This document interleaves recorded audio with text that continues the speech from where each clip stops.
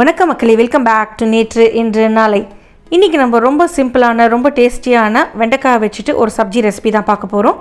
இந்த வெண்டைக்காய் சப்ஜி பேர் பர்வா பிண்டி. இந்த பர்வா பிண்டியை நீங்கள் டிஃப்ரெண்ட் ஸ்டைல்ஸில் பண்ணலாம். நான் இன்றைக்கி ரொம்ப சிம்பிளான ஈஸியான மெத்தடில் பண்ணியிருக்கேன். இந்த ஸ்டஃப்டு வெண்டைக்காயை நீங்கள் சாதத்து கூட, ஜீரா ரைஸ், புலாவ் கூட சாப்பிட்லாம், இல்லைன்னா சப்பாத்தி கூட தொட்டு சாப்பிட்லாம். ரொம்பவே நல்லாயிருக்கும். இந்த சப்ஜியை நான் எப்படி பண்ணங்கிறத பார்க்குறதுக்கு முன்னாடி நம்ம சேனலுக்கு நீங்கள் ஃபர்ஸ்ட் டைமாக வரீங்கன்னா மறக்காமல் சப்ஸ்கிரைப் பண்ணுங்கள். வாங்க வீடியோக்குள்ளே போகலாம். இந்த சப்ஜி பண்ணுறதுக்கு பிஞ்சு வெண்டைக்காய் எடுத்துக்கோங்க. வெண்டைக்காயை நல்லா அலம்பிட்டு கொஞ்சம் கூட தண்ணியே இல்லாத மாதிரி நல்லா தொடச்சி காய வச்சு எடுத்துக்கலாம். நல்லா ஈரம் இல்லாமல் காஞ்ச வெண்டைக்காயில் 2 எஞ்சியும் கட் பண்ணிவிட்டு நடுவில் ஒரு கீரல் போட்டுக்க போகிறோம். கீரல் ஒரு சைடில் ஸ்டார்டிங்லேருந்து எண்டு வரைக்கும் போட்டுக்கோங்க. இந்த கீரல் போடுறதுக்கு 2 முக்கியமான காரணம் என்னென்னா, ஸ்டஃபிங் உள்ளே வைக்கலாம், 2வது உள்ளே ஏதாவது பூச்சி புழு இருக்கான்னு நீங்கள் செக் பண்ணிக்கலாம். கீரல் போடும்போது 2ஆக பொழந்துடாதீங்க. ஸோ அந்த மேல் பகுதியை மட்டும் ஒரு சைடை கீறினா போதும்.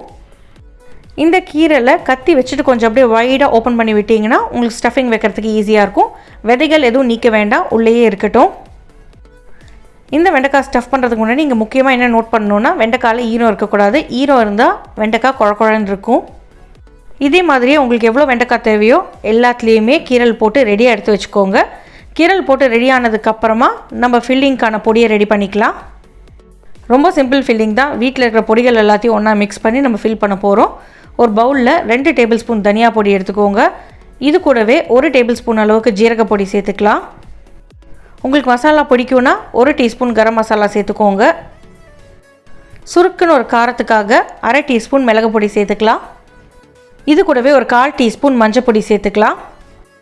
இந்த ரெசிபிக்கு நான் 2 மிளகா பொடி யூஸ் பண்ண போகிறேன். நல்லா கலர் வரணுங்கிறதுக்காக 1 டீஸ்பூன் காஷ்மீரி சிவப்பு மிளகா பொடி எடுத்துக்கலாம். காஷ்மீரி சிவப்பு மிளகா பொடியில் ரொம்ப காரம் இருக்காது, ஆனால் நல்லா கலர் கொடுக்கும். காரத்துக்கு ஒரு 1/4 டீஸ்பூன்லேருந்து 1/2 டீஸ்பூன் உங்கள் வீட்டு கார மிளகா பொடி சேர்த்துக்கோங்க. உங்கள் வீட்டு காரத்துக்கு ஏற்ற மாதிரி இதோட அளவை நீங்கள் அட்ஜஸ்ட் பண்ணிக்கலாம்.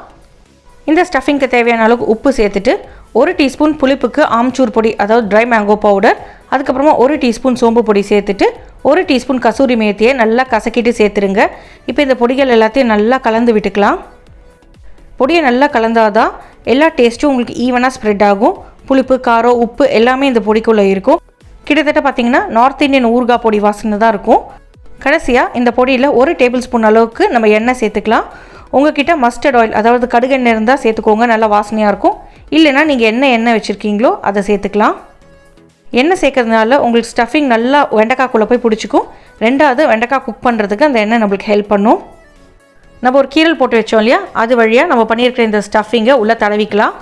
உங்களுக்கு எந்த அளவுக்கு அந்த ஸ்பைஸ் வேணுமோ அந்த அளவுக்கு நீங்கள் ஸ்டஃபிங் வச்சுக்கோங்க. எல்லா ஸ்லிட் பண்ண வெண்டைக்காயிலையும் இந்த பொடியை அடைச்சி நம்ம ரெடி பண்ணி வச்சுக்கலாம். நீங்கள் நல்லா டைட்டாக அடைச்சிங்கன்னா இந்த ஸ்டஃபிங் நீங்கள் குக் பண்ணி முடிச்சதுக்கப்புறமும் வெளியவே வராது. எல்லா வெண்டைக்காயிலையும் சூப்பராக ஸ்டஃப் பண்ணியாச்சு.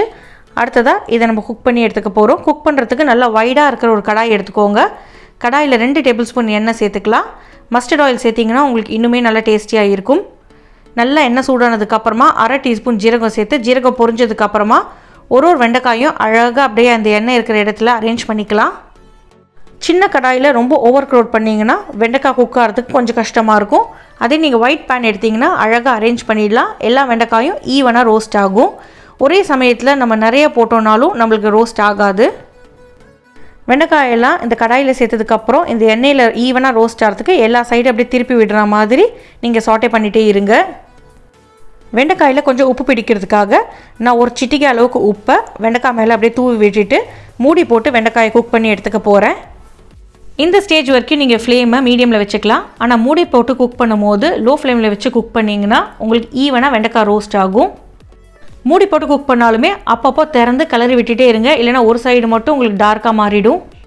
ஒரு 8லேருந்து 10 நிமிஷம் இந்த மாதிரி மூடி போட்டுட்டு அப்பப்போ கிளறி விட்டுட்டு நீங்கள் குக் பண்ணிங்கன்னா உங்களுக்கு சூப்பராக வெண்டைக்காய் ரோஸ்ட் ஆகிடும். ஸ்லிட் பண்ணி குக் பண்ணும்போது நம்மளுக்கு வெண்டைக்காய் ரொம்ப குவிக்காக குக் ஆகுது.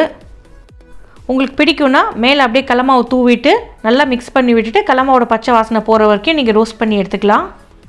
ஒரு கத்தி வச்சு நீங்கள் வெட்டி பாருங்கள். வெண்டைக்காய் குக் ஆகிடுதுன்னா சாஃப்டாக கத்தி உள்ளே இறங்கும். அந்த மாதிரி குக் ஆனதுக்கப்புறமா ஃபியூ மினிட்ஸ் நீங்கள் ரோஸ்ட் பண்ணிவிட்டு கடாயிலேருந்து வெளியே எடுத்துடலாம். மேலே கொத்தமல்லி தூவிட்டு சர்வ் பண்ணுங்கள். சாப்பிட்றதுக்கு ரொம்பவே நல்லாயிருக்கும்.